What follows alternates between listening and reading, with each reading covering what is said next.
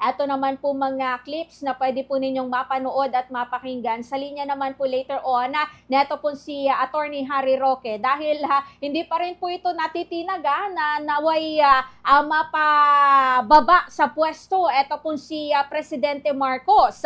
Una na po riyaan ang pagiging incompetent daw umano. No? Neto po nga kasalukuyang administrasyon po natin para tugunan. Ito po mga problema dito po sa atin pong bansa. So isa po yan sa mga main reason na bakit naman po na ibahagi na ito po si Attorney Roque na naway mapababa na sa pwesto. Ito po si Pangulong Marcos. At bukod pa po riyan, wala rin umano ito sa tamang pag-iisip dahil nga po sa hinalang gumagamit po ito ng cocaine at nabigo po itong patunayan ang kanya pong sarili. Nabanggit pa na ito po si Attorney Roque na kurakot. Ito po si Pangulong Marcos dahil batay po sa Guinness World Record, ang kanya pong pamilya, ito pong kinukonsidera na isa sa mga pinakakurapa sa buong mundo po natin yaan. At ang pinakamahalaga umanong dahilan ay ito pong upang si Vice President Sara Duterte na ito pong mapaupong Pangulo, no, papalit sa kanya pong administrasyon bilang presidente dito po sa atin pong bansa. Talagang ramdam po natin, no, yung hindi naman may kakaila, yung galit o di naman po kaya pagiging critic na ito po si Attorney Harry Roque sa administrasyon po natin ngayon.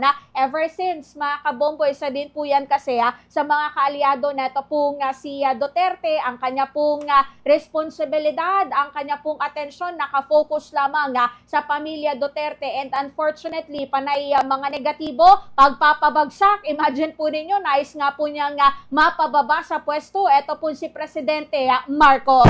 Narito pakinggan at panoorin naman po ninyo ito pong bahagi po ng pahayag ni Attorney Harry Roque. So ang tanong, bakit kinakailangan Marcos resign? Ang sagot, unang-una, dahil si Marcos ay inkompetente bilang isang leader. Walang solusyon sa mga pangangailangan ng tao kapag nagkaroon ng dilubyo, bagyo or lindol. Walang solusyon sa patuloy na pataas sa presyo ng bilihin. Walang solusyon sa kakulangan ng trabaho, sa kababaan ng sweldo, at sa issue ng korupsyon at kagutuman. Inkompetente. Marcos resign dahil siya ay wala sa tamang pag-iisip. Siya ay pinaghihinalaan na gumagamit ng cocaine. At hanggang ngayon, binibigo ang karapatan ng taong bayan sa impormasyon at hindi siya nagpapasinungaling sa mga paratang nito sa pamamagitan ng isang hair follicle test. Marcos resign dahil siya mismo ay corrupt. Dahil alam naman natin po na ang kanyang pamilya ay sinabi na nga ng Guinness Book of World Record na isa sa pinakakorap na pamilya na namuno sa kahit anong bansa sa buong daigdig. Marcos resign dahil talagang siya, gaya ng sinabi ni Tatay Digong, ay isang weak leader. Pero pinaka-importanting dahilan sa panawagang Marcos resign dahil nais natin maging Pangulo ang Inday Sara Duterte. Alam niyo po, hinahangaan ko si Inday Sara Duterte dahil siya mismo ayaw magsabi ng Marcos resign.